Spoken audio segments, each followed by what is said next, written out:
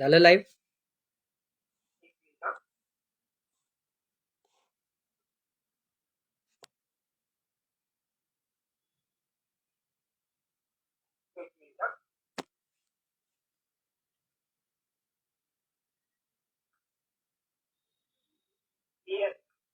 Okay, मी एकदा rotate करून बघतो.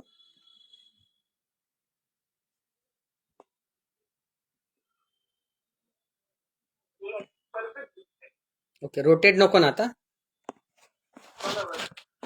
होत नाहीये.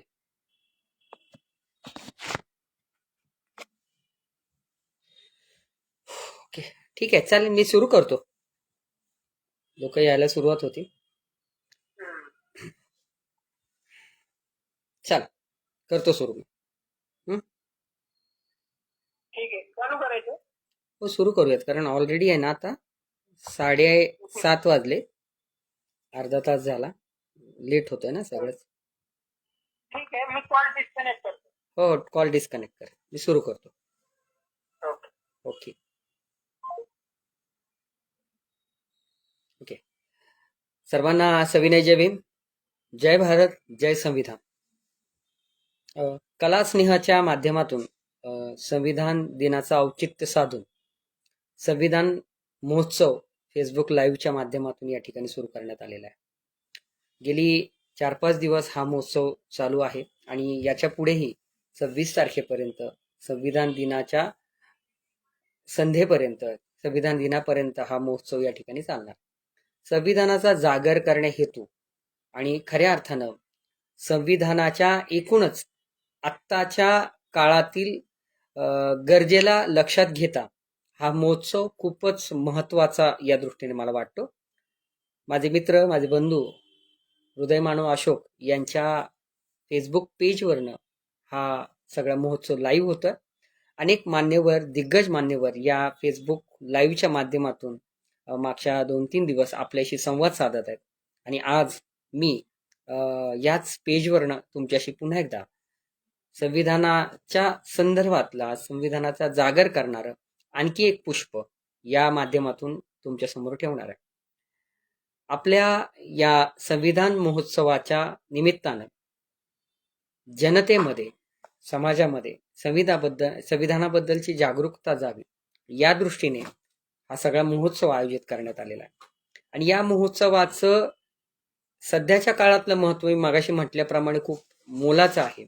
कारण सध्याचं जे युग चालू आहे, ज्या पद्धतीचा काळ चालू आहे आणि ज्या पद्धतीचं इथली राजकीय सामाजिक परिस्थिती आहे, यामध्ये ज्या देशाच्या संविधानाला खऱ्या अर्थानं तुम्हाला मला संविधानानं तुम्हाला मला जे अधिकार दिलेले आहेत ते अधिकार काढून घेण्याच्या दृष्टीने, ते पुन्हा एकदा तुम्हाला मला गुलामगिरीत टाकण्याच्या दृष्टीने इथल्या सामाजिक राजकीय चळवळीने मोठ्या प्रमाणात काम करतात आहे.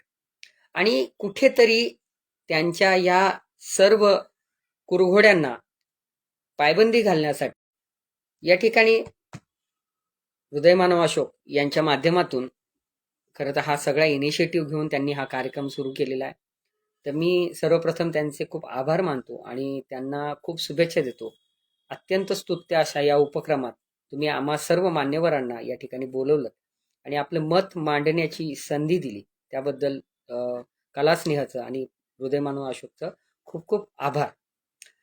एकतर मुळातच मी ज्या विषयाला या ठिकाणी सुरू करणार, मी खरं तर वाट बघतोय लोक येतील आणि मग आपण विषय सुरू करू.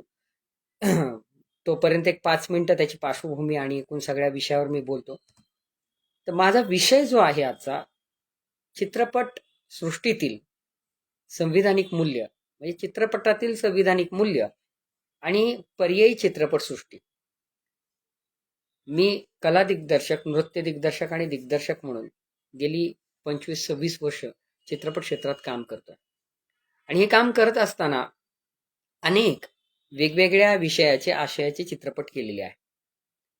अनेक मोठ्या मोठ्या दिग्गज असणाऱ्या दिग्दर्शकांबरोबर, विचारवंतांबरोबर, कलावंतांबरोबर विचारांची देवाणघेवाण करत असताना अनेक संविधानिक मूल्याची चर्चा वेगवेगळ्या स्तरावर झालेली आहे.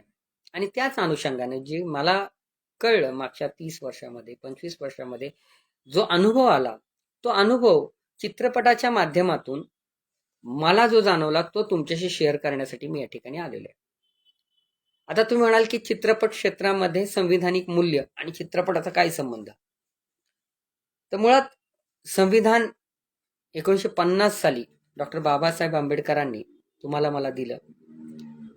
25 नोव्हेंबर 1950 साली घटना समितीच्या माध्यमातून डॉक्टर बाबासाहेब आंबेडकरांनी भारताचं संविधान हे भारत सरकारच्या स्वाधीन केलं आणि 26 नोव्हेंबर 1950 रोजीपासून ते संविधान जनतेमध्ये लागू झालं आणि तो दिवस आपण संविधान दिन म्हणून साजरा करतो. त्या दिवसापासून 26 जानेवारीपर्यंत या संविधानाला कशा पद्धतीने जनतेमध्ये घेऊन जायचं आणि जनतेला ते कसं बहाल करायचं याच्यावरती खूप प्रचंड मोठ्या प्रमाणात उहापोह झाली, चर्चा झाली, वादविवाद झाले, वाद प्रतिवाद झाले, सगळं काय झालं आणि फायनली 26 जानेवारी रोजी हे संविधान या जनतेला देण्यात पूर्णपणे बहाल करण्यात आलं आणि तो प्रजासत्ताक दिन म्हणून आपण सगळे साजरा करतो. आता संविधानाने तुम्हाला मला दिलं काय?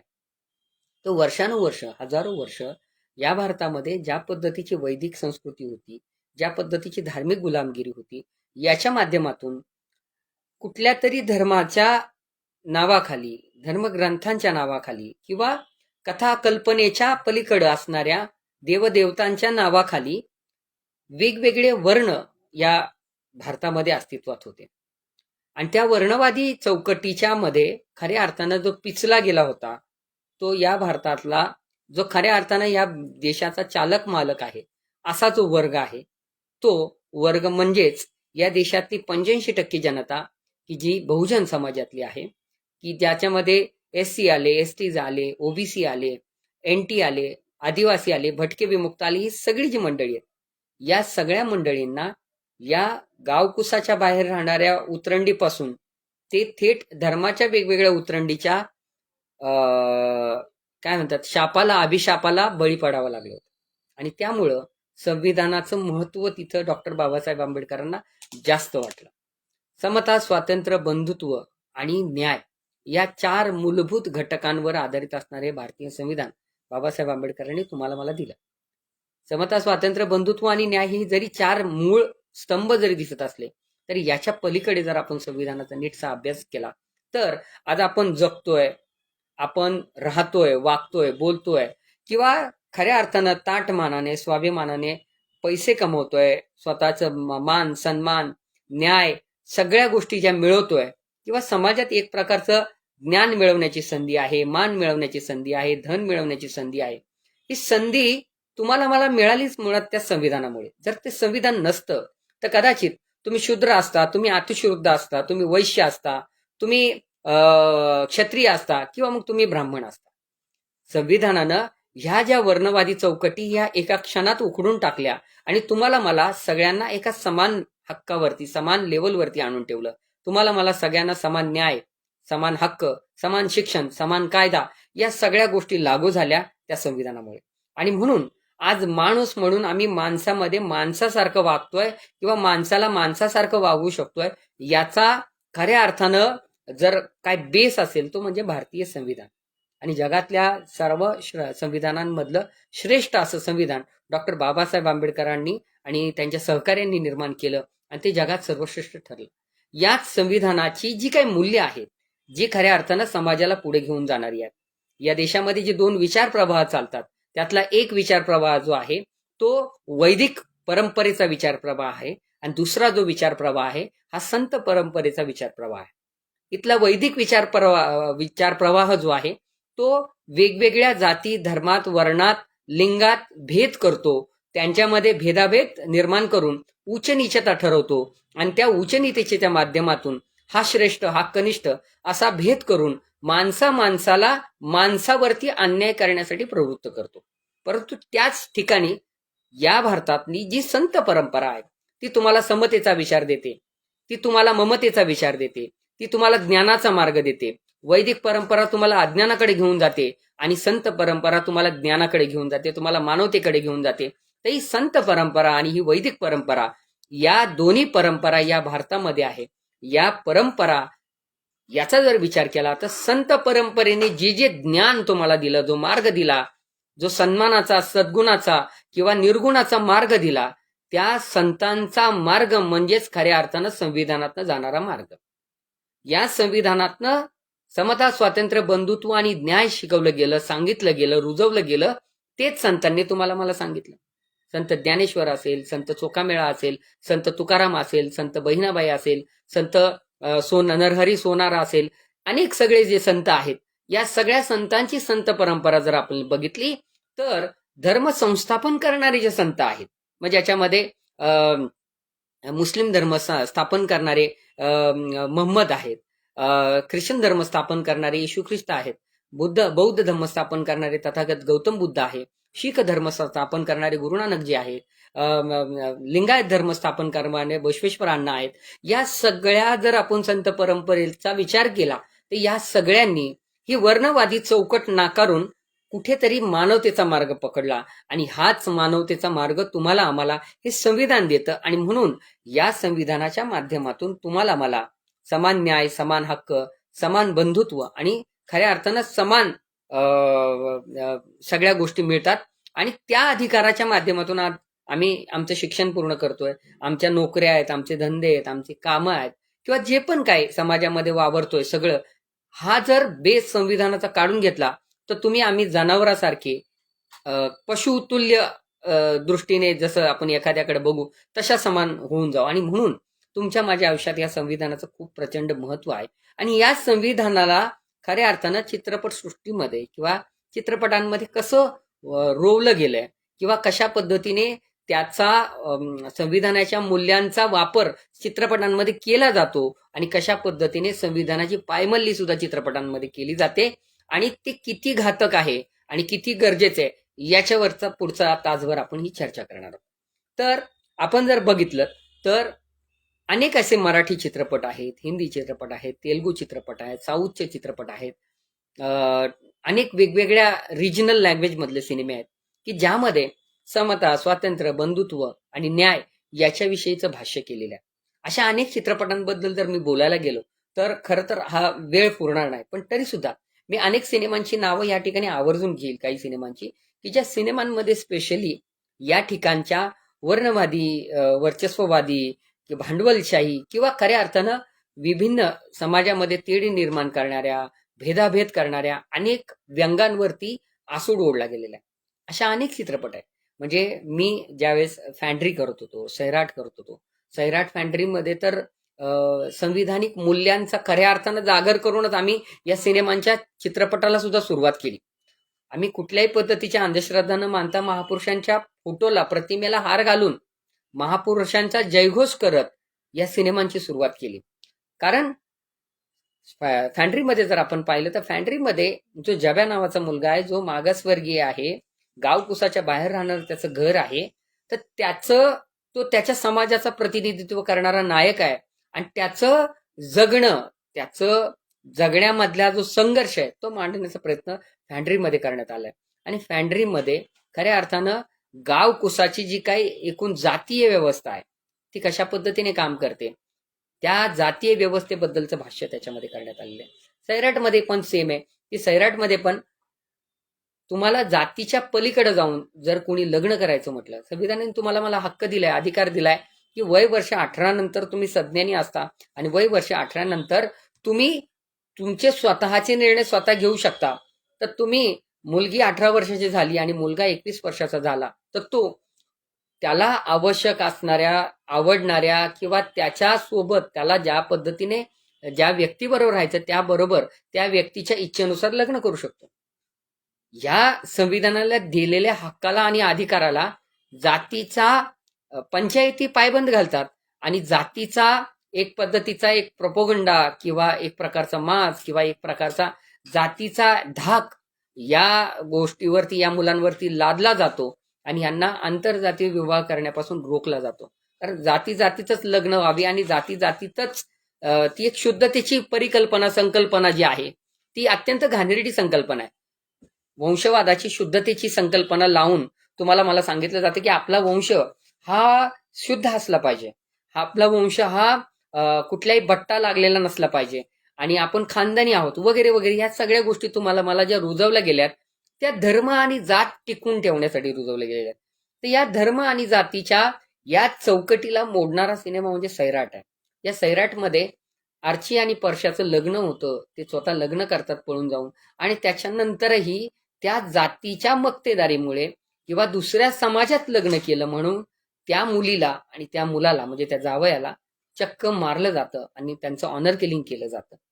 ही संविधानाची पायमल्ली करणारी जी काही गोष्ट आहे ही आपण समाजात उघड्या डोळ्यांनी अनेक ठिकाणी बघत असतो. आजही दलित, शोषित, वंचित बहुजनांवरती अनेक अन्याय होतात आणि ही सगळं असतानाही इथली न्याय व्यवस्था त्यांना न्याय द्यायला अक्षम ठरते. ही गोष्ट अनेक सिनेमांमध्ये दाखवण्यात आलेली आहे. किंवा सिनेमांमध्ये समता म्हटल्यानंतर आपण समान न्याय म्हणतो ना, समता म्हणजे सगळी समान. मग याच्यामध्ये स्त्री पुरुष समानता आली, याच्यामध्ये जातीय समानता आली, याच्यामध्ये अनेक सगळ्या गोष्टींची समानता आली. आतापर्यंतच्या गेलेल्या अनेक सिनेमांमध्ये आपण सगळे पाहतो तर त्या सिनेमांमध्ये प्रत्येक वेळी स्त्रीला दुय्यम स्थानावर ठेवण्यात आलं, पुरुषापेक्षा कमजोर दाखवण्यात आलं, पुरुषापेक्षा सातत्यानं त्या स्त्रीला घरात मोलकरीण म्हणून दाखवण्यात आलं. तर ह्या गोष्टी अनेक सिनेमांनी दाखवल्या, पण अनेक सिनेमे आता असे पण आलेले आहेत की त्यांनी ही गोष्ट खोडून टाकली आणि खऱ्या अर्थानं सिनेमाची नायिका म्हणून त्या स्त्रीला बनवलं. म्हणजे सैराटमध्ये तेच आहे की एक मुलगी येते आणि ती लीड घेते. या ठिकाणी आपला नायक काही करत नाही, पण ती नायिका येते, ती लीड घेते, तीच त्या नायकाला वाचवते, तीच लीड घेते, तीच त्या मुलाला पळवून घेऊन जाते, तीच त्याच्याबरोबर लग्न करण्यासाठी त्याला प्रवृत्त करते आणि तीच तिचा संसाराचा गाडा ताकदीने आणि जिद्दीने ओढण्याचा प्रयत्न करते आणि ती स्त्री म्हणजे या सिनेमाची नायिका आहे.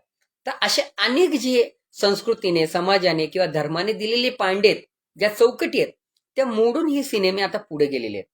पिंक नावाचा सिनेमा आहे, ज्या पिंक नावाच्या सिनेमामध्ये अमिताभ बच्चन 4 मुली आहेत मैत्रिणी, ज्या एका ठिकाणी राहतात, त्यांची एक केस लढतात. अमिताभ बच्चन सारखा एक मोठा स्टार ते भूमिका करतोय.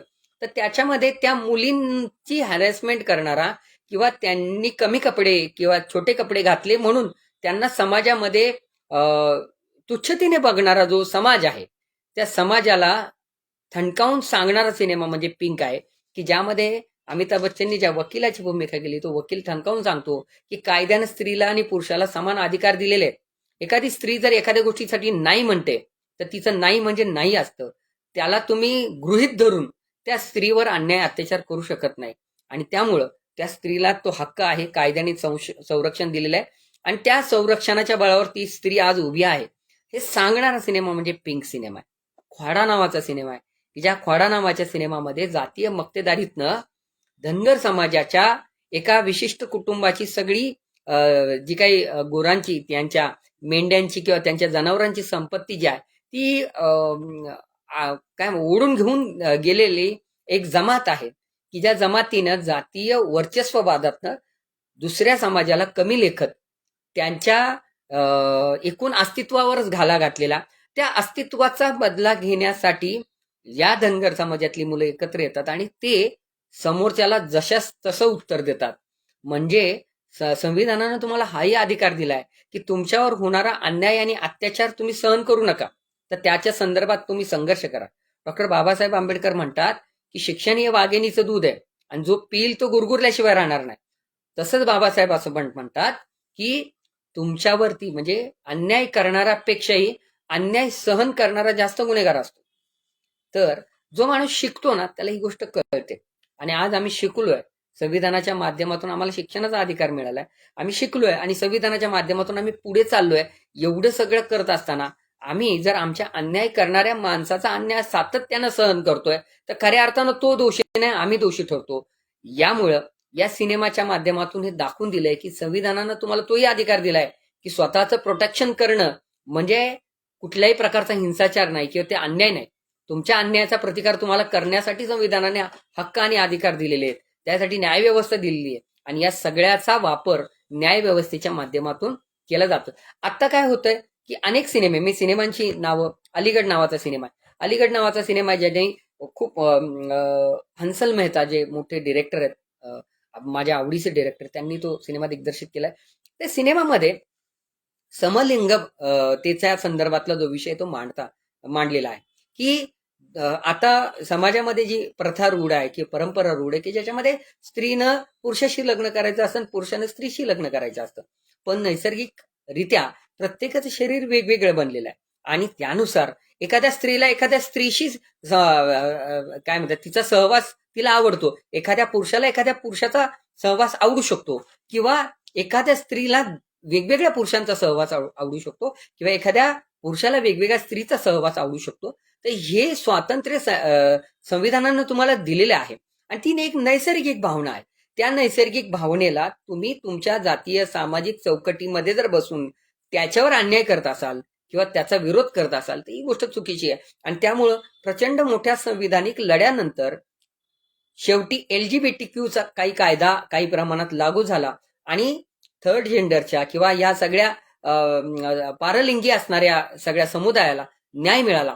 आणि त्याच्यामध्ये आत्ताही काही गोष्टींचा अजूनही केस चालू आहे की समलिंगी संबंधांना अजूनही काही ठिकाणी बंदी केली जाते किंवा तशा पद्धतीचं सूट या ठिकाणी समाजामध्ये दिली जात नाही. तर या विषयावर भाष्य करणारा सिनेमा अलीगढ नावाचा आहे की एक मुस्लिम प्राध्यापक आहे की ज्याला स्वतःला असं वाटतं की माझ्यामध्ये तशा पद्धतीच्या सगळ्या गोष्टी घडतात आहे आणि त्यामुळं त्याच्यावर होणारा समाजातला, त्याच्या कॉलेजमधला, त्याच्या विद्यापीठातला सगळीकडूनचा होणारा जो हॅरेसमेंट किंवा जी काय अन्याय होतोय त्याच्या संदर्भातला भाष्य करणारा सिनेमा आहे अलीगढ नावाचा.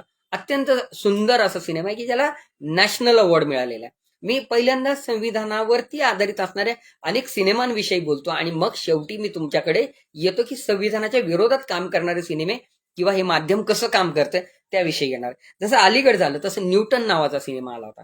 न्यूटन नावाच्या सिनेमामध्ये मतदानाचा मूलभूत अधिकार जो खऱ्या अर्थानं संविधानानं तुम्हाला मला दिलाय त्याविषयी भाष्य केलंय की एका आदिवासी पाड्यामध्ये एका नक्षलिस्ट एरियामध्ये मतदानाचा जो काही लोकशाहीचा अधिकार आहे तोच बजावू दिला जात नाही आणि त्यामुळं तिथला एक माणूस सातत्यानं निवडून चुकीच्या पद्धतीने जातोय.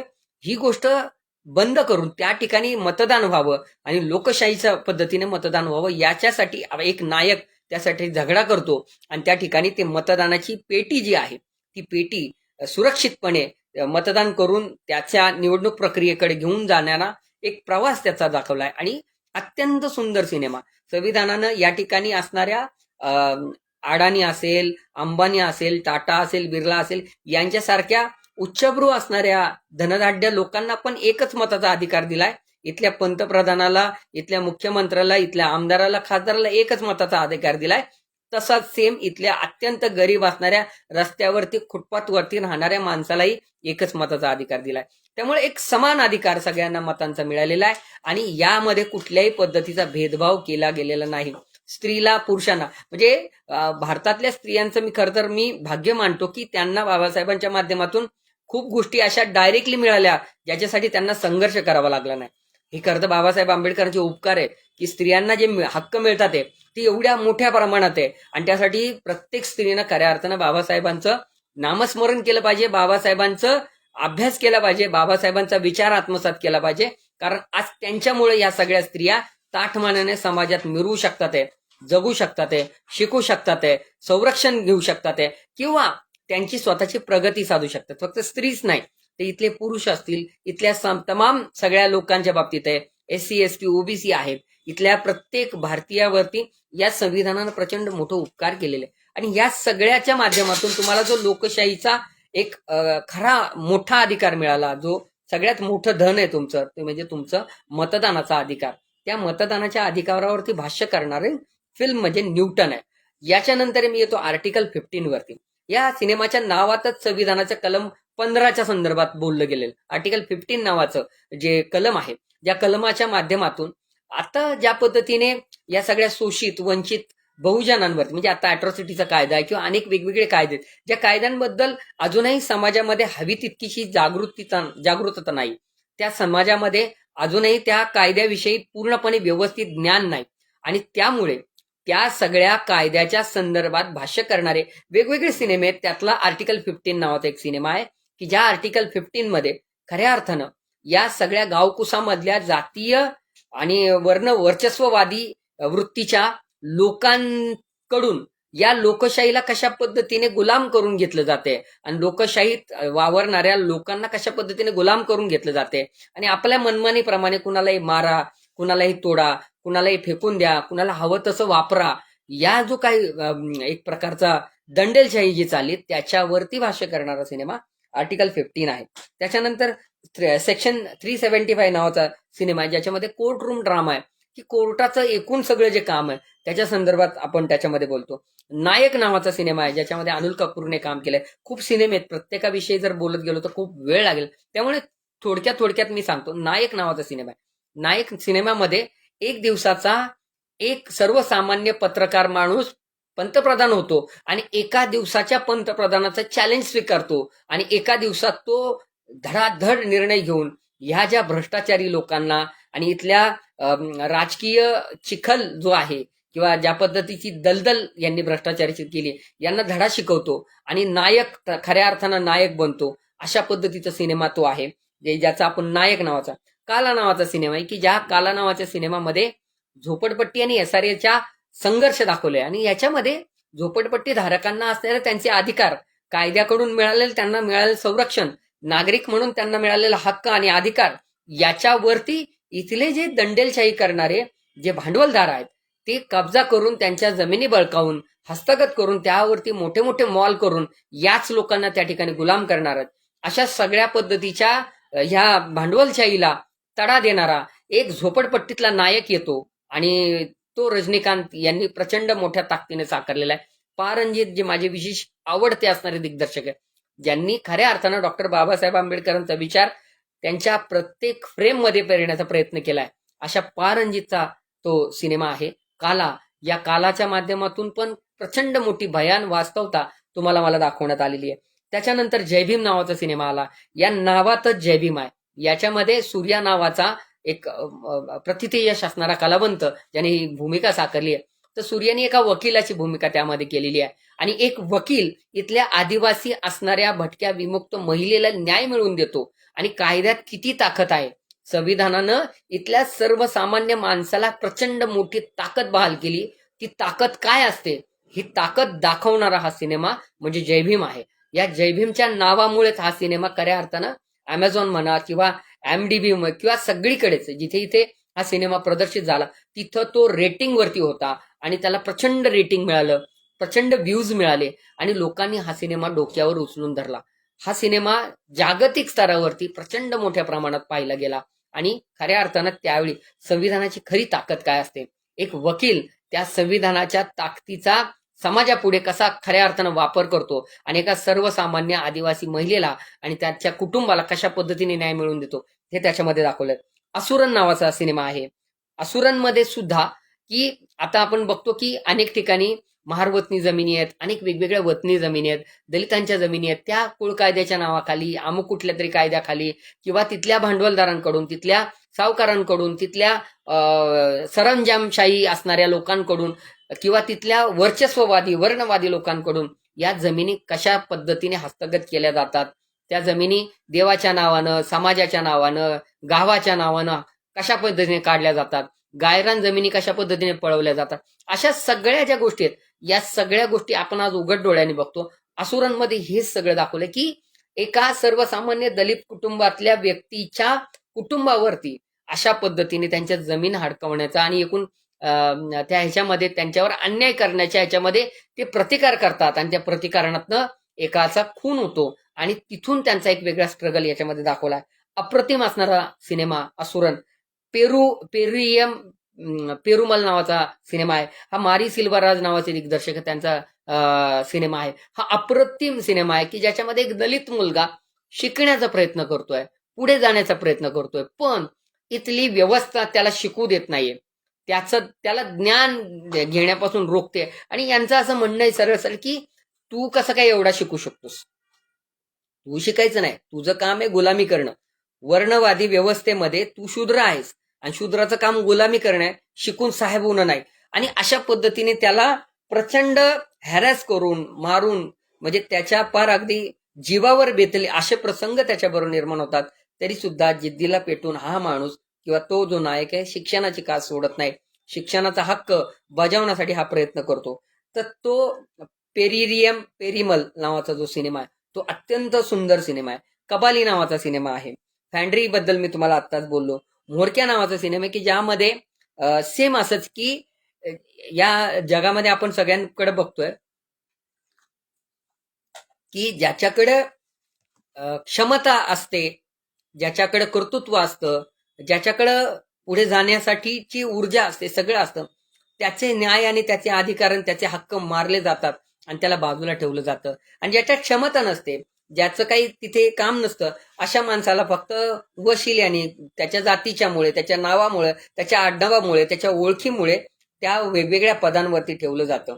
आणि ही परंपरा कालांतर म्हणजे किती काळ चालतच आलेली आहे. लोक एकामागे एक एकामागे अशा पद्धतीने आपण बघत आलो की जी लोक कुठल्या तरी ओळखीचा, जातीचा किंवा समाजाचा फायदा घेऊन पुढे गेलेली असतात. पण ज्यांच्यात क्षमता आहे असे अनेक लोक, ज्यांच्यात खूप कलावंत आता असे आहेत की ज्यांना संधी नाहीये, पण असे खूप कलावंत आहे की ज्यांना रोज काम आहे डेली सोपचं. फक्त ते कशामुळे? त्यांच्या ओळखीमुळं, त्यांच्या सर्कलमुळं आणि एक मोनोपॉलीमुळं.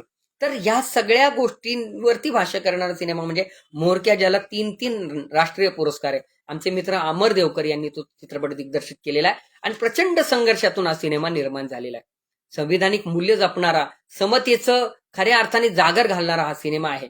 आणि समाजातल्या विविध स्तरामध्ये हा नायक कशा पद्धतीने संघर्ष करत पुढे जातो आणि एका परेडचं एक त्याचं नेतृत्व करतो आणि खऱ्या अर्थानं या देशाच्या तिरंगी झेंड्याला सलामी देण्याचं काम करतो. असा सगळा तो संघर्ष त्या माध्यमातून मांडण्याचा प्रयत्न अमर देवकरांनी केलेला आहे. त्याच्यानंतर 12th फेल नावाचा आत्ता सिनेमा जस्ट रिलीज झालाय मागच्या आठवड्या 15 दिवसापूर्वी.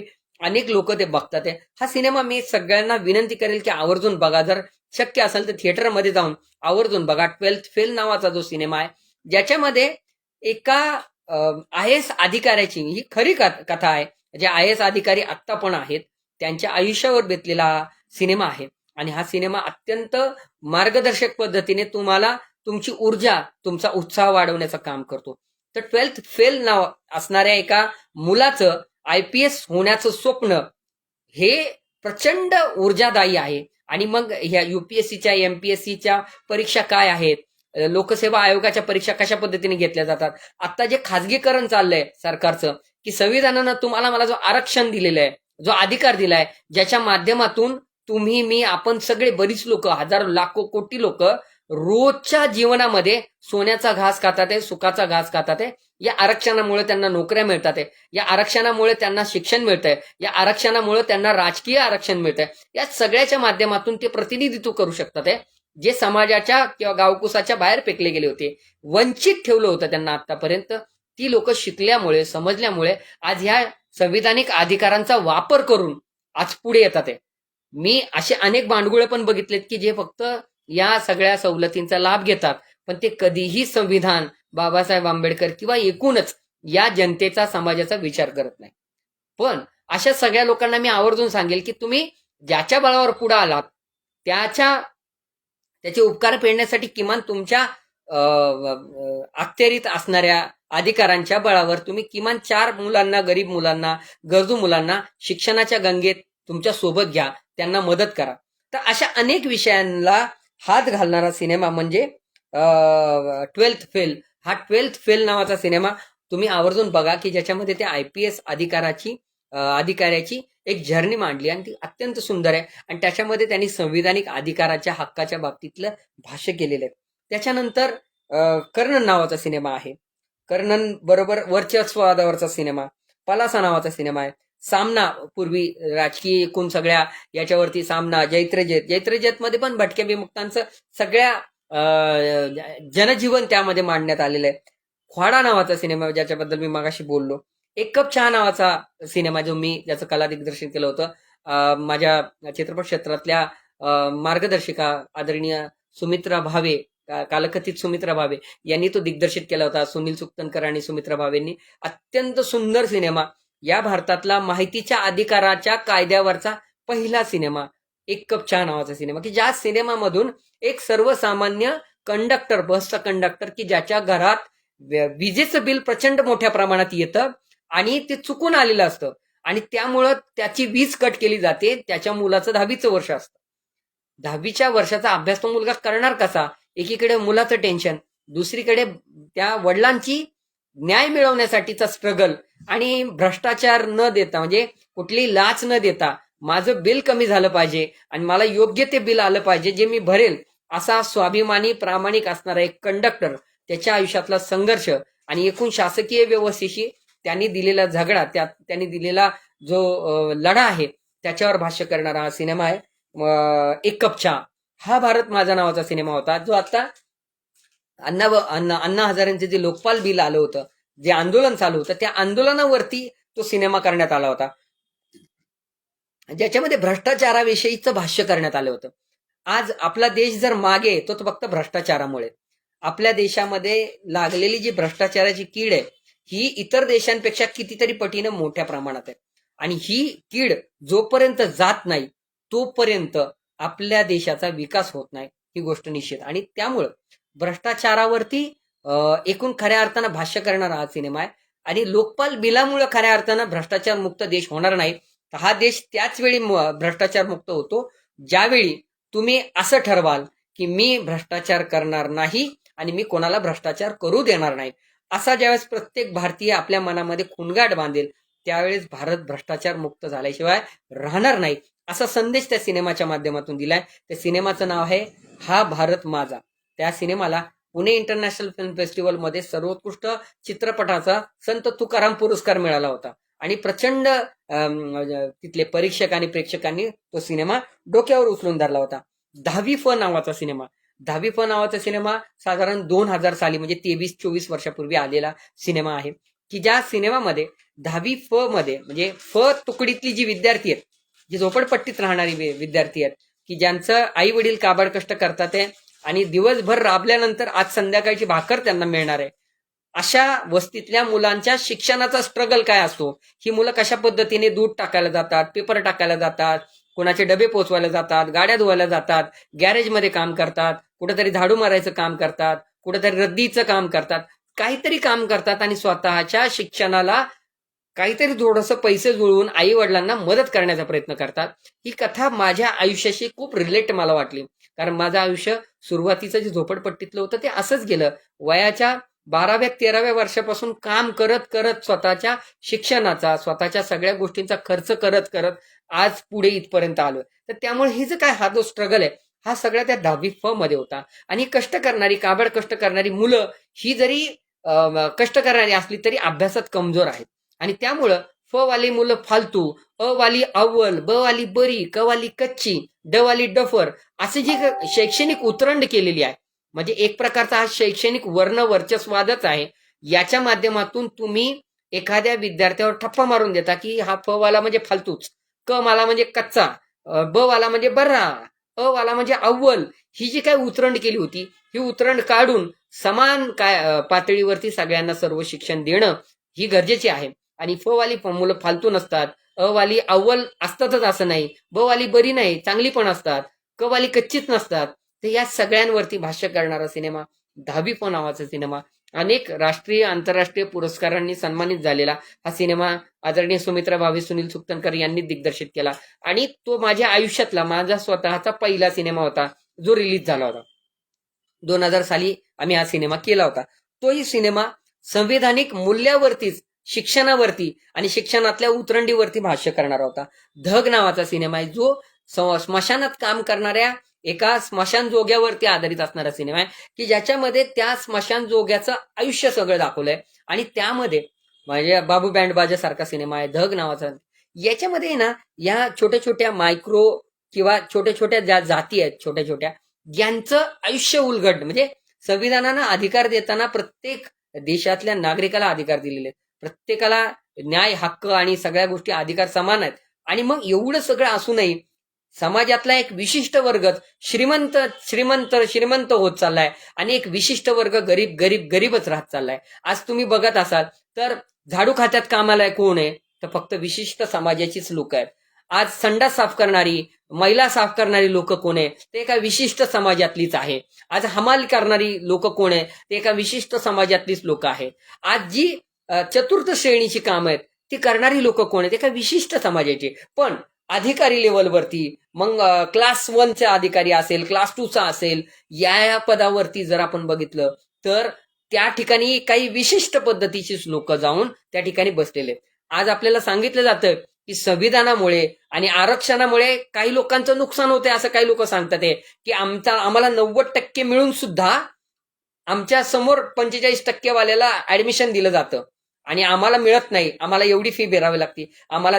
त्या लोकांना मी आवर्जून सांगेल की बाबांनो, एकदा सगळ्या जज लोकांचं, जे सुप्रीम कोर्टाचे हायकोर्टाचे जज आहे त्या ठिकाणी कुणाचं आरक्षण आहे ना आता तिथं कोण बसले ते बघा. ज्यावेळेस तुम्ही राष्ट्रपती असेल, पंतप्रधान असेल, यांचे स्वीय सहाय्यक, यांचे सचिव, यांच्या कार्यालयात काम करणारे ओबीसी किती पाहिजेत, SC ST किती पाहिजेत, मायनॉरिटीतले लोक किती पाहिजेत ते बघा आणि ऍक्च्युअल आता तिथे काम कोण करतोय बघा. तर काही लोकांनी धर्माच्या नावावर आरक्षण लादलंय बऱ्याच काळी, म्हणजे बराच कित्येक कालखंड गेला की त्यांनी धर्माच्या नावावरचं आरक्षण स्वतः घेतलंय, उपभोगलंय. म्हणजे अनेक ठिकाणी ते आरक्षण धर्माच्या नावाने फिक्स असल्यामुळे त्याला कोणी हात लावत नाही. तर या सगळ्या गोष्टींवरती भाष्य करणारे अनेक सिनेमे आहेत. त्याच्यापैकी हे छोट्या छोट्या जात समूहावरती असणारे सिनेमे आहेत, ज्याच्यामध्ये धग आहे, बाबू बँड बाजा आहे, जोगवा नावाचा सिनेमा आहे. जोगवा नावाच्या सिनेमात सुद्धा तो जरी श्रद्धा अंधश्रद्धेच्या जगताशी रिलेट करणारा जरी असला तरी सुद्धा त्याच्यामध्ये एका पुरुषाला तृतीयपंथी बनवण्याच्या दृष्टीने जे काही धार्मिक सगळं हे षडयंत्र या ठिकाणी रचलं गेले त्याच्याविषयी भाष्य. कारण संविधानानं त्याला संघर्ष करण्याचा अधिकार दिलाय, कायदा त्याच्या बाजूने आहे, पण त्याला कायद्यापर्यंत घेऊन दिलं जात नाही. आणि अशा पद्धतीच्या एका तृतीयपंथी बनवल्या जाणाऱ्या व्यक्तीचं एका महिलेबरोबर प्रेम होतं आणि त्यांच्या प्रेमाला समाज विरोध करतो आणि त्यातूनही टिकून ते त्यांचं आयुष्य एकामेकांबरोबर घालवण्याचा निर्णय घेतात. हा एक प्रचंड मोठा सामाजिक बदल आहे आणि खऱ्या अर्थानं अनेक गोष्टी अशा आहेत की ज्या संविधानिक दृष्ट्या, ज्याला संविधानाचा अभ्यास आहे त्याला दिसतात आहे, पण बाकीच्या लोकांना तो फक्त सिनेमा वाटतो. त्याच्यानंतर कठल नावाचा सिनेमा आता ह्याच्यावरती नेटफ्लिक्सवरती आहे की एक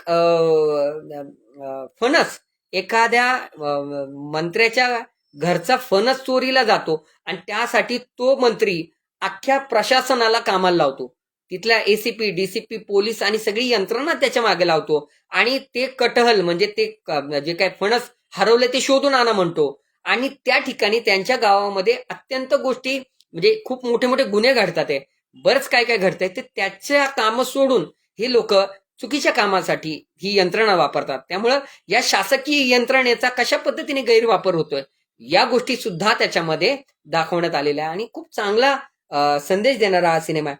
डॉक्टर बाबासाहेब आंबेडकरांवरचा स्वतःचा सिनेमा डॉक्टर जब्बार पटेलांनी दिग्दर्शित केला होता. अप्रतिम सिनेमा की ज्याच्यामध्ये खऱ्या अर्थानं आता समता, स्वातंत्र्य, बंधुत्व, म्हणजे बाबासाहेब म्हटलं ना की स्वाभिमान आला आणि बाबासाहेब म्हटलं की या सगळ्या गोष्टी त्याच्यामध्ये आल्या आणि त्यामुळे बाबासाहेबांवरचा सिनेमा हा संविधानाच्या सगळ्या मूल्यांना एकत्रित घेऊन तुमच्या माझ्यासमोर ठेवतो. आरक्षण नावाचा सिनेमा, ज्याच्यामध्ये सैफ अली खान, अजय देवगण, अनेक मोठ्या स्टार्सनी त्याच्यामध्ये काम केलं होतं. यामध्ये आरक्षण कशा पद्धतीने काम करते आणि आरक्षणाचा फायदा कोण घेत आहे आणि आरक्षण कशा पद्धतीने लोकांना बळ देत आहे आणि कशा पद्धतीने लोक ते तोडण्याचा पण प्रयत्न करतात याच्यावरती एकूण काम करणारा सिनेमा किंवा विचार सांगणारा सिनेमा आरक्षण नावाचा होता. बँडिट क्वीन नावाचा सिनेमा की एक दलित महिला की ज्याच्यावरती तिथले ठाकूर जे आहेत, धनवंत आहेत, त्यांनी पाळीपाळीनं बलात्कार केलेला आहे, प्रचंड तिचं शोषण केलेलं आहे. अशी एक स्त्री स्वतःला न्याय मिळत नाही म्हणून डाकू बनते आणि डाकू बनून या सगळ्या गोष्टीचा बदला घेते आणि नंतर तीच डाकू महिला, तीच अडाणी महिला संसदेत एक खासदार म्हणून जाते, ती निवडून येते आणि ती या प्रशासकीय किंवा एकूण सगळ्या राजकीय व्यवस्थेत स्वतःचं स्थान निर्माण करते. आणि जे पोलीस तिच्या मागावर किंवा आजपर्यंत तिला डाकू आणि गुंड म्हणत होते, ते पोलीस सुद्धा त्या महिलेला संविधानाच्या ताकदीमुळं सॅल्यूट करतात. अशा पद्धतीचा प्रचंड मोठा एका महिलेचा संघर्षमय कथा आणि हे सगळं होतं ते बँडिट क्वीन मध्ये होतं. अप्रतिम सिनेमा जो इंडियामध्ये बॅन करण्यात आला, जो नंतर अनेक लोकांनी वेगवेगळ्या माध्यमातून बघितला, पण तो सिनेमा खऱ्या अर्थानं प्रेरणा देणारा आहे आणि खऱ्या अर्थानं वास्तव मांडणारा आहे. अत्यंत भयान वास्तव जे चंबलच्या खोऱ्यातले डाकू आहे त्यांचं त्याच्यामध्ये दाखवलंय त्याच्यानंतर अमर अकबर अँथोनी नावाच्या सिनेमाचा मी विशेष या ठिकाणी उल्लेख करेल, की पूर्वी जे सिनेमे यायचे ना, त्या सिनेमांमध्ये एक विशेष गोष्ट होती, की त्या सिनेमांमध्ये तुम्हाला असं दाखवलं जायचं, की वेगवेगळ्या जातीची लोक जी आहेत, ती एकामेकांमध्ये संघर्ष करायला लागली, की त्यांना मेरे देश प्रेमियो आपस में प्रेम, तर अशा पद्धतीची गाणी म्हणून एकत्र केली जात होतं. देशभावना वाढवणारे सिनेमे बनवले जात होते. देशामध्ये जातीय सलोखा राखण्याचे सिनेमे केले जात होते. देशामध्ये सर्व धर्म समभाव एकत्रित आणण्याचे सिनेमा केले जात होते. देशामधल्या सगळ्या लोकांना एका संविधानाच्या दिलेल्या समतेच्या त्या चौकटीमध्ये आणण्यासाठी सिनेमे केले जात होते. ते सिनेमे आता दिसतच नाही. अमर अकबर अँथोनी तसलाच एक सिनेमा होता, त्याच पद्धतीचा एक सिनेमा होता, की ज्याच्यामध्ये अमर आहे, अकबर आहे आणि अँथोनी, एक मुस्लिम आहे, एक हिंदू आहे आणि एक ख्रिश्चन आहे. हे तिघजण म्हणजे एकाच आईची मुलं आहेत आणि ते वेगवेगळ्या ठिकाणी वेगवेगळ्या समाजात लहानाचे मोठे झाले आणि नंतर ते मोठे झाल्यानंतर एकत्र भेटतात आणि त्यांना कळतं की हा हिंदू आहे, हा मुस्लिम आहे, मी ख्रिश्चन आहे, तरी पण आपण एकाच आईची लेकरं आहोत. आणि जसं त्या सिनेमातली जे सिम्बॉलिझम त्यांनी वापरलं, तसंच आपण वेगवेगळ्या जाती धर्मात जरी विभागलेलो असलो तरी याचं केंद्रस्थान कुठंतरी आपण एका आईचीच लेकरं आहोत. आपला समुदाय आपल्या जातीमध्ये, आपल्या व्यवस्थेमध्ये, आपल्या वर्णामध्ये, आपल्या पोट जातीमध्ये जरी विभागला गेला असला तरी आपलं मूळ कुठंतरी एकाच ठिकाणी आहे. हे असे दाखवणारे सिनेमेच आता येत नाही. आता तुम्ही मागच्या 2 वर्षात 4 वर्षातले पाठीमागचे सगळे सिनेमे काढा, तर सगळे सिनेमे धर्माधर्मामध्ये तेढ निर्माण करणारे येतात आहे. सगळे सिनेमे, मॅक्सिमम सिनेमे, तुम्ही जर सिनेमांची नावं बघितली, एक तर ऐतिहासिक सिनेमे येतात आहे किंवा देशातल्या चुकीच्या गोष्टी सांगणारे सिनेमे येतात आहे. मग काश्मीर फाईल सारखा सिनेमा असेल किंवा अनेक सिनेमे ज्यांच्याबद्दल मी, त्याच्यामध्ये प्रोपगंडा आहे आणि एका विशिष्ट पक्षाचं लांगुल चालन करणारे सिनेमे आहेत, विशिष्ट धर्माचं लांगुल चालन करणारे सिनेमे आहेत किंवा असे सिनेमे आहेत की जे समाजामध्ये जातीमध्ये तेढ निर्माण करत आहेत. असे सिनेमे की ज्या सिनेमाच्या माध्यमातून जातीय विष पेरलं जाते. असे सिनेमे की ज्याच्यामध्ये स्त्री पुरुष मध्ये भिन्नता दाखवतात, विषमता दाखवतात, धर्माच्या नावाखाली, जातीच्या नावाखाली अंधश्रद्धा पसरवणारे सिनेमे या ठिकाणी येतात. तर हे सगळे सिनेमे जे आहेत, संविधानाचा जो अधिकार आहे तुम्हाला दिलेला अभिव्यक्ती स्वातंत्र्य, त्याचाच वापर करून विज्ञानाच्या माध्यमातून अज्ञान पसरवण्याचं काम या सिनेमाच्या माध्यमातून केलं जातं. तर असे अनेक सिनेमे आहेत की जे सिनेमे आता यायला पाहिजे, जे सामाजिक सलोखा राखणारे सिनेमे आले पाहिजेत, जाती जातींमधला तेढ कमी करण्यासाठी सिनेमे आले पाहिजेत, व्यसनाधीनता समाजातली नष्ट झाली पाहिजे याच्यासाठी सिनेमे आले पाहिजेत, देशाचा स्वाभिमान, अभिमान, तंत्रज्ञान आणि ह्याच्या गोष्टी जगापुढे मांडणारे सिनेमे आले पाहिजेत, शिक्षणाच्या विचारांवरती प्रचार आणि प्रसार करणारे सिनेमे आले पाहिजेत, शिक्षणासाठी प्रवृत्त करणारे सिनेमे आले पाहिजेत, यशोगाथा आल्या पाहिजेत. पण इतिहासामध्ये गुरफटून तुम्हाला धार्मिक त्या छान बासनात गुंडाळणं आणि तुम्हाला वेगळ्या मार्गाला लावणं, या गोष्टी तुम्हाला मला डायव्हर्ट करणाऱ्या ज्या आहेत त्या आत्ताच्या सिनेमांमधून केलं जात आहे आणि हे प्रचंड मोठं षडयंत्र आहे. हा प्रोपगंडा आहे. एक तुम्हाला आवर्जून मी सांगेन की आपल्या भारतामध्ये साधारण एका वर्षाला 2,500 सिनेमे बनतात. आता मी जरा मुख्य विषयाकडे, पर्यायी चित्रपट सृष्टीकडे येतो. आतापर्यंत मी तुम्हाला सिनेमे काय, कुठल्या सिनेमांमध्ये संविधानिक मूल्य कशी जोपासली, काय जोपासली याच्याबद्दल सांगितलं. पण आता मी तुम्हाला हळूहळू पर्यायी चित्रपट सृष्टी का गरजेची आहे याच्याविषयी बोलतो. तर आता आपण बघतो की हे सगळे सिनेमे ज्या पद्धतीचं प्रोपगंडा करतात, सिनेमा म्हणजे दृकश्राव्य माध्यम. दृकश्राव्य माध्यम हे तुमच्या मनावर आणि मेंदूवरती सगळ्यात जास्त परिणाम करणारं माध्यम आहे. आज म्हणजे एक काळ असा होता की ज्या काळात लेखणी हे तुमचं एक हत्यार होतं. म्हणजे ज्या समाजाकडे, ज्या व्यक्तीकडे लेखणी आहे, तो लेखणीच्या बळावरती प्रचंड मोठी लढाई जिंकायचा आणि त्यांनी लेखणीच्या बळावर समाज बदलला, त्यांनी लेखणीच्या बळावर इतिहास बदलला, त्यांनी लेखणीच्या बळावरती अनेक गोष्टी केल्या आणि लेखणीच्या बळावरच अनेकांना लेखणीपासून परावृत्त केलं. धर्मामधून एका पुस्तकात लिहून ठेवलं मनुस्मृतीत की अमुक अमुक शूद्रांना, अतिशूद्रांना किंवा ह्या विशिष्ट समुदायाला शिक्षणाचा अधिकार नाही, हे एक वाक्य लिहिलं आणि त्याच्या पुढच्या सगळ्यांच्या हातातली लेखणी काढून घेतली. तर या सगळ्याचा जर विचार केला तर त्या काळी ज्यांच्या हातात लेखणी होती त्यांनी त्यांच्या त्यांच्या पद्धतीने इतिहास लिहिला, त्यांच्या त्यांच्या समाजाचं गुणगान केलं, त्यांच्या त्यांच्या पद्धतीने त्यांनी धर्म बनवला, त्यांच्या त्यांच्या पद्धतीने त्यांनी कथा लिहिल्या, कल्पना लिहिल्या त्या कथा कल्पनेचा जो काही आज आपण बघतोय की त्याची मंदिरं झाली, त्याच्या बरेच काही काही गोष्टी झाल्या, तर त्यातनं या कथा कल्पना ज्या निर्माण झाल्या त्या लेखणीच्या बळावर निर्माण झाल्या. काही लोकांच्या हातात लेखणी होती ती काढून घेतली. म्हणजे ज्यांच्याकडं कागद होते, म्हणजे कागद हा चायनानं खरं तर बनून आला. कागदाची निर्मिती भारतात झाली नाही, चायनात झाली. आणि चायनातून कागद सगळ्या वेगवेगळ्या जगातल्या भागात पोहोचला.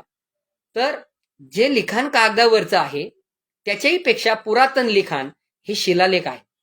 तर शिलालेख जर शोधले या देशामध्ये, जगामध्ये, आता अफगाणला जा, इराणला जा, लंकेला जा, तुम्ही चीनला जा, थायलंडला जा, तुम्ही नेपाळला जा, तुम्ही पाकिस्तानात जा, तुम्ही इराण, इराक किंवा अगदी कंदहारच्या भागात जा, कुठेही जरी गेला तर तुम्हाला या 5-5.5 हजार वर्षापूर्वीचे लेख सापडतात, शिलालेख सापडतात, स्तंभ सापडतात, स्तूप सापडतात, बुद्धिस्ट मॉनेस्ट्री सापडतात, बुद्धांच्या मोठ्या मोठ्या मूर्त्या सापडतात. ही त्या काळची परंपरा होती. हडप्पा मोहेंजोदडो संस्कृती जर आपण पाहिली तर त्या संस्कृतीत पण लेख होते, पण ते कागदावर नव्हते, ते शिलालेख होते, ते दगडावरती होते, ते मातीत कोरलेले होते, ते मातीच्या भांड्यांवरती होते, ते भिंतीवरती होते, ते गुहेवरती होते, ते शिले म्हणजे मोठ्या मोठ्या दगडांवरती होते. तर हे जे लिखाण त्यांच्या हातात होतं ते लिखाण नंतरच्या काळामध्ये क्रांतीची प्रतिक्रांती झाली आणि ते लिखाण काढून घेण्यात आलं आणि एका विशिष्ट समाजांना ती लेखणी देण्यात आली आणि बाकीच्यांना त्या लेखणीपासून परावृत्त करून हजारो वर्ष गुलामगिरीत लोटण्यात आलं. हळूहळू टप्प्याटप्प्यानं त्यांच्या हातात लेखणी आली आणि लेखणी सगळ्यात मोठं हत्यार झालं आणि त्यांना खरा इतिहास कळू लागला. लेखणी जसं त्या काळचं हत्यार होतं ज्याच्यामुळे क्रांती आणि प्रतिक्रांतीचा जर आपण ग्राफ बघितला तर प्रचंड मोठा आहे, तसंच या काळातलं सगळ्यात जास्त आधुनिक हत्यार म्हणजे ऑडिओ व्हिज्युअल माध्यम म्हणजे मीडिया. आणि म्हणूनच मीडियावरती मक्तेदारी इथल्या विशिष्ट समूहाची आहे. इथला विशिष्ट समूह जो ज्या पद्धतीने टीव्ही आहे, वेगवेगळे चॅनल आहे, वेगवेगळे OTT प्लॅटफॉर्म आहे, वेगवेगळे प्रोडक्शन हाऊसेस आहेत, यांच्या बरोबर काही विशिष्ट समूहच काम करतोय आणि त्यामुळं तुमच्या सिनेमांमध्ये प्रचंड मोठ्या प्रमाणात अंधश्रद्धा, दैववाद, भानामती, चुकीच्या पद्धतीने अविज्ञान म्हणजे ह्या सगळ्या ज्या काही गोष्टी सांगितल्या जातात, दाखवल्या जातात, याच्यातनं समाज भरकटतोय. त्याला विज्ञानाच्या दिशेकडे घेऊन जाणारा, त्याला ज्ञानाच्या दिशेकडे घेऊन जाणारा, त्याला समतेच्या दिशेकडे घेऊन जाणारा, त्याला मानवतेकडे घेऊन जाणारा विचार पोचवणारे चॅनल्सच कमी आहेत, लोकच कमी आहेत, कारण त्यांच्या हातात तो मीडिया नाही. तर हा मीडिया तुमच्या ताब्यात आला पाहिजे, हा मीडिया तुमच्या हातात असला पाहिजे. इथल्या भारतातल्या शेता बांधावरती जो काम करणारा आमचा मोल मजूर शेतकरी आहे त्याच्या हातात कॅमेरा आला पाहिजे. आता आज त्याच्या हातात मोबाईल आलेला आहे, मोबाईलच्या माध्यमातून, इंटरनेटच्या माध्यमातून तो जगाशी जोडला गेलेला आहे, पण त्याचं ज्ञान अपुरं असल्यामुळे त्याचा वापर त्याला करताच येत नाही आणि मग त्याचा वापर या सोशल मीडियावर मोठ्या प्रमाणात असणारा जो IT सेल आहे तो करतो आणि ह्या लोकांच्या अज्ञानाचा वापर करून त्यांच्या डोक्यात पुन्हा एकदा त्याच जुन्या धार्मिक रूढी, परंपरा, धर्म यांची पाळंमुळं घट्ट करतो आणि पुन्हा एकदा या जातीय विघटनात त्याला हळूहळू गोवतो. तर त्यामुळे या मीडियाचा खऱ्या अर्थानं वापर करण्यासाठी एक पर्यायी चित्रपटसृष्टी निर्माण झाली पाहिजे, एक पर्यायी सांस्कृतिक आंदोलन तयार झालं पाहिजे, एक सांस्कृतिक लढा तयार झाला पाहिजे, एक सांस्कृतिक असं संघटन तयार झालं पाहिजे की जे संघटन संविधानवादी असेल, जे इथल्या मानवतेचा विचार करेल, जे समता, स्वातंत्र्य, बंधुत्व आणि न्याय प्रत्येक सिनेमातून, सिरियलमधून, वेब सिरीजमधून, शॉर्ट फिल्ममधून, डॉक्युमेंटरीजमधून, ऍड फिल्म्समधून तुमच्या माझ्यापर्यंत पेरत जाईल, जे विज्ञानाचा विचार पेरत राहील. आज जगातले सगळे सिनेमे पुढच्या 25 वर्षात काय घडेल हे चित्र आम्हाला दाखवतात, त्यांचं टेक्नॉलॉजी दाखवतात, ते चंद्रावर जातात, मंगळावर जातात, ते वेगवेगळ्या ग्रहांवरती जातात, त्यांच्या यानातून आपल्याला दिसतात, ते वेगवेगळे शस्त्र, अस्त्र 25 वर्षानंतर, 50 वर्षानंतर, 100 वर्षानंतर मानव कुठं असेल, त्याच्यावर कुठला एलियन अटॅक करेल वगैरे, या लेवलचं तंत्रज्ञान आणि विज्ञानाच्या दिशेने ते चाललेत आणि आजही आम्ही अजून पाठीमागे चाललोय. आजही आम्ही महाभारतात रमतोय, रामायणात रमतोय, मग हनुमान चालीसा आलं, मग सीता हरण आलं, मग लवकुश आलं, मग अजून कृष्ण आला, मग अजून हे आलं. आपण ते झालं की मग शिवाजी महाराजांवरती येतो आणि शिवाजी महाराजांचा समतेचा विचार सोडतोय आणि शिवाजी महाराजांचा अजूनच वेगळा धर्माचा विचार मांडण्याचा प्रयत्न करतोय. आणि मग शिवाजी महाराजांवरती एवढे सिनेमे करून करून करून करून शिवाजी महाराजांचं महत्व कमी करून त्यातला अजूनच एक वेगळा नायक तुमच्या समोर आणायचा, शिवाजी महाराजांचा चेहरा समोर ठेवायचा आणि त्याच्या माध्यमातून भलत्याच माणसाला हिरो करायचं. या सगळ्या ज्या काही गोष्टी आता सगळ्या चालू आहे ह्या प्रोपोगंडा आहेत आणि ह्या आपल्याला कळल्या पाहिजे. खरा इतिहास सांगितला गेला पाहिजे, खऱ्या अर्थानं ज्ञान दिलं पाहिजे, खऱ्या अर्थानं तुमच्यापर्यंत विज्ञान पोचलं पाहिजे आणि याच्यासाठी तुमच्या हातात ते माध्यम पाहिजे. ज्या लोकांना हे कळतंय त्यांच्या हातात हे माध्यम नाहीये, त्यांच्या हातात हे तंत्रज्ञान नाहीये, त्यांच्याकडे तसे प्रोड्युसर्स नाहीयेत, तसं तंत्रज्ञान नाही. त्यामुळे ते हातावर हात धरून फक्त बोलतात आहे किंवा हातावर हात धरून वाट बघतात आहे की आज प्रोड्युसर येईल आणि आज आम्ही आमचा सिनेमा करतील. आणि आमचे प्रोड्युसर अजूनच दुसरे धर्मवादी, जातीयवादी, समाजात तेढ निर्माण करणाऱ्या सगळ्या सिनेमांना प्रोड्यूस करतात आहे. आमचे सिनेमे एंटरटेनमेंट वाले सिनेमे आहेत. मनोरंजन करणारा सिनेमा म्हणजे ज्या कलाकृतीला जर विचारांची जोड नसेल, कुठलीही कलाकृती असू दे, त्या कलाकृतीला जर विचारांची जोड नसेल तर ती कलाकृती फक्त मनोरंजनापुरती मर्यादित राहते. आणि तुमचं माझं साहित्य हे मनोरंजनाचं नाही, तुमचं माझं साहित्य हे प्रबोधनाचं आहे, समाज परिवर्तनाचं आहे, मानवतेचं आहे. आणि त्यामुळं तुमचं माझं साहित्य चुकीच्या पद्धतीने डॉक्टर बाबासाहेब आंबेडकरांवरती सिरियल आली, किती लोकांना त्यातनं स्फूर्ती मिळाली, ती सिरियल बघूशी पण वाटत नाही. म्हणजे बाबासाहेब आंबेडकरांचा जो संघर्ष आहे, जो लढा आहे, तो लूज करून जर दाखवला तर कोण बघणार आहे?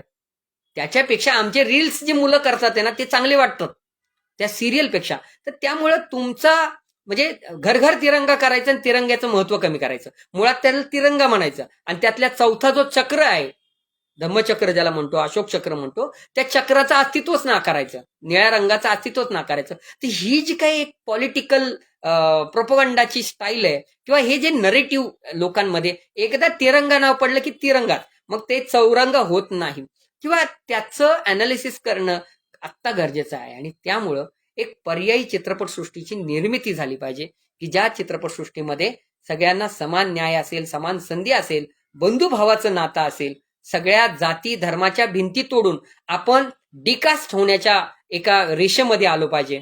आणि या देशातली जात व्यवस्था तोडून, आपण जात व्यवस्था तोडून जोपर्यंत पुढे जात नाही तोपर्यंत आपण या भारताचा विकास करू शकत नाही. आणि त्यामुळं या देशाचं म्हणजे छत्रपती शिवाजी महाराजांचं राज्य आलं ना, स्वराज्य, त्यांनी कधी हिंदवी स्वराज्य म्हटलं नाही, त्यांनी फक्त स्वराज्य म्हटलं. छत्रपती शिवाजी महाराजांची जी राजमुद्रा आहे त्याच्यावरती त्यांनी हिंदवी स्वराज्य बिराज्य असं काही लिहिलं नाही. जर ते त्यांचं ध्येय होतं की हिंद राष्ट्र निर्माण करायचं आणि हिंदवी स्वराज्य निर्माण करायचं, तर ते त्यांनी त्यांच्या त्या ह्याच्यावरती लिहिलं असतं ना, मुद्रेवरती. त्याच्या राजमुद्रेवरती हा शब्दच नाहीये. राजमुद्रेवरती खूप स्पष्टपणे त्यांनी साध्या भाषेत त्यांना जे म्हणायचं होतं ते लिहिलंय आणि त्याच्यामध्ये कुठल्याही पद्धतीचं हिंदवी स्वराज्य नाही. तर ते शिवाजी महाराजांचं स्वराज्य हे समतेचं होतं, रयतेचं होतं, ममतेचं होतं. तर ते स्वराज्य, त्याची संकल्पना परिपूर्णपणे खऱ्या अर्थानं कायद्याच्या चौकटीत बसवली डॉक्टर बाबासाहेब आंबेडकरांनी. आणि आज जे संविधान तुम्हाला मला दिलंय हे छत्रपती शिवाजी महाराजांच्या विचारातल्या स्वराज्याचं खऱ्या अर्थानं द्योतक आहे. आणि ते स्वराज्य किंवा ते संविधान आता धोक्यात आहे. तर त्या संविधानावरती भाष्य करणारे सिनेमे आले पाहिजे. त्या संविधानाच्या प्रत्येक कलमावरती सिनेमा होऊ शकतो. आर्टिकल 15 येऊ शकतो, तर सगळ्याच कलमांवरती सिनेमा काही येऊ शकत नाही. याच्याविषयी विचार झाला पाहिजे. माझ्याकडे किंवा आमच्या अनेक मित्रमंडळींकडे याच्या स्क्रिप्ट रेडी आहेत, पण प्रोड्युसर रेडी नाही. तर या सगळ्याच्या माध्यमातून छत्रपती शिवाजी महाराजांनी जो विचार सांगितला, संत तुकारामांनी जो विचार सांगितला, बसवेश्वर स्वामींनी जो विचार सांगितला, गुरुनानकनी जो विचार सांगितला, चक्रधर स्वामींनी जो विचार सांगितला किंवा अनेक जे चार्वाकांनी सांगितलेले विचार आहे किंवा सगळ्या संत महंतांनी सांगितलेले विचार आहे, ह्या सगळ्यांचा विचार जर आपण बघितला तर तो मानवतेचा विचार आहे. आणि तो मानवतेचा विचार जपण्यासाठी जे पुस्तक आहे ते पुस्तक म्हणजे या देशातला सर्वात मोठा धर्मग्रंथ म्हणजे संविधान आहे. आणि त्या संविधानाची पायमल्ली सध्या सगळीकडे होत चालली आहे. या संविधानाला बदलण्याची भाषा केली जाते. किती डेअरिंग यांची. ती संविधान कदाचित या 2024च्या इलेक्शनमध्ये हेच सरकार राहिलं तर बदलण्याची शक्यता आहे, कारण त्यांनी ऑलमोस्ट बऱ्याच गोष्टी बदललेल्या आहेत. तर मित्र हो, जर पुन्हा एकदा आपल्याला गुलाम व्हायचं नसेल आणि गुलाम म्हणून राहायचं नसेल तर या संविधानाला जगवलं पाहिजे, संविधानाला वाचवलं पाहिजे आणि संविधान वाचवणारं सरकार आणलं पाहिजे. या देशामध्ये इथल्या धर्मवादी, जातीवादी सगळ्या संघटनांशी आणि सगळ्या एकूण त्या ताकदीशी, महाताकदीशी जर कोणी लढत असेल तर काही ठराविक विशिष्ट नेतेच लढतात आहे, त्यांच्या पाठीशी उभे राहा. म्हणजे मी स्पष्ट सांगायचं तर ॲडव्होकेट प्रकाश आंबेडकर गेली अनेक वर्ष या धर्मवादी व्यवस्थेच्या विरोधात लढतात आहे आणि यांना उरून पुरतात आहे. तर अशा लोकांना खऱ्या अर्थानं सत्ता देण्याचं काम इथल्या सगळ्यांनी केलं पाहिजे, त्यांना सत्तेत आणलं पाहिजे. तर कदाचित या संविधानाच्या संदर्भातलं खऱ्या अर्थानं तुमच्या माझ्या आयुष्याचं चांगलं फलित निर्माण होईल आणि ते संविधान योग्य पद्धतीने राबवलं जाईल. बाबासाहेब आंबेडकर म्हणले की जर संविधान हे मी बनवलेलं आहे, पण हे जर चुकीच्या हातात असेल तर हे सगळ्यात घातक संविधान ठरेल. हे जोपर्यंत चांगल्या लोकांच्या हातात, ह्या चालवणाऱ्यांवरती डिपेंड आहे ना, हे चांगलं आहे का वाईट आहे, हे चांगलं आहे का वाईट जे चालवणारा माणूस आहे त्याच्यावरती आहे. आणि त्यामुळं चांगल्या माणसांच्या हातात हे संविधान दिलं पाहिजे. आज तुम्ही बघताय माकडांपेक्षा जास्त उड्या मारणारे नेते तुमच्या माझ्या आजूबाजूला आहेत. तर या सगळ्यांचं खरं चित्रण समाजामध्ये चित्रपटाच्या माध्यमातून, सिरियलच्या माध्यमातून, शॉर्ट फिल्मच्या माध्यमातून, या सांस्कृतिक काय म्हणतात ना, वेगवेगळ्या विभागांच्या माध्यमातून आलं पाहिजे आणि याच्यासाठी पर्यायी चित्रपटसृष्टी पाहिजे. एक पर्यायी व्यवस्था निर्माण झाली पाहिजे आणि या पर्यायी व्यवस्थेत हा विचार पोहोचवण्याच्या दृष्टीने आपण सगळे काम करू शकतो. आणि म्हणून मला तुम्हाला आवर्जून एकच सांगायचंय की मंडळी, मी गेली तासभर बोलतोय, पण तासभरात माझं बोलणं एकच आहे की संविधान म्हणजे खऱ्या अर्थानं तुमचा माझा श्वास आहे. हा संविधान आज त्याचं काय चाललंय, त्याच्या पाठीमागचं राजकारण काय चाललंय हे समजून घ्या. वेळीच धोका ओळखा. एवढी वर्ष, शेवटचं क्षण आहे, आता शेवटची संधी आहे. आताच्या ह्याच्यामध्ये जर आपण हे संविधान आणि या संविधानातल्या गोष्टी समजून त्याला वाचवण्यासाठी पुढे आलो नाही तर मग आपल्याला पुन्हा एकदा गुलामीची दारं मोकळी आहेत आणि आपण पुन्हा एकदा त्या गुलामीच्या खाईमध्ये आहोत. तर त्यामुळं आम्ही संविधानवादी असं छातीटोकपणे सांगा. तुमचा आम्ही संविधानवादीचा व्हिडिओ पोस्ट करा, तुम्ही जास्तीत जास्त लोकांपर्यंत पोहोचवा आणि या संविधानाला बळकट करण्याच्या दृष्टीने, संविधानाची मूलतत्व जनतेत रुजवण्याच्या दृष्टीने, संविधानाच्या मूलभूत जो ढाचा आहे त्याला आता जो धक्का लावलाय त्या धक्क्याला परतवून लावण्याच्या दृष्टीने तुम्हाला मला सज्ज व्हावं लागेल. कारण ज्यांना संविधानाविषयी आसक्ती आहे, ज्यांना संविधानाविषयीचं प्रेम आहे आणि ज्यांनी संविधान वाचलंय, ज्यांना संविधानाचं महत्व कळतंय, तीच लोक संविधान वाचवण्यासाठी पुढे यायला पाहिजेत, येतील अशी माझी अपेक्षा आहे. एवढं बोलून मी या ठिकाणी थांबतो.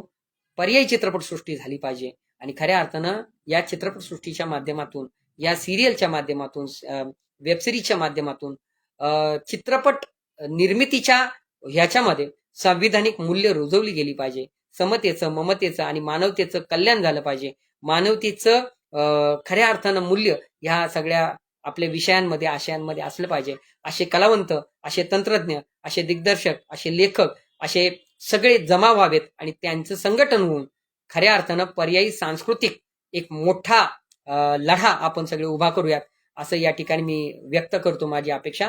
आपल्या सगळ्यांना या संविधान दिनाच्या खूप खूप शुभेच्छा देतो आणि तुम्हाला जाहीर आव्हान करतो की आता जर तुम्ही संविधानाविषयी बोलला नाहीत, आता जर तुम्ही संविधानाविषयी रस्त्यावर आला नाहीत, आता जर तुम्ही संविधानाविषयी काही लढा उभा करू शकला नाही तर पुढच्या तुमच्या पिढ्या गुलाम असतील, हे मी लिहून देतो. धन्यवाद.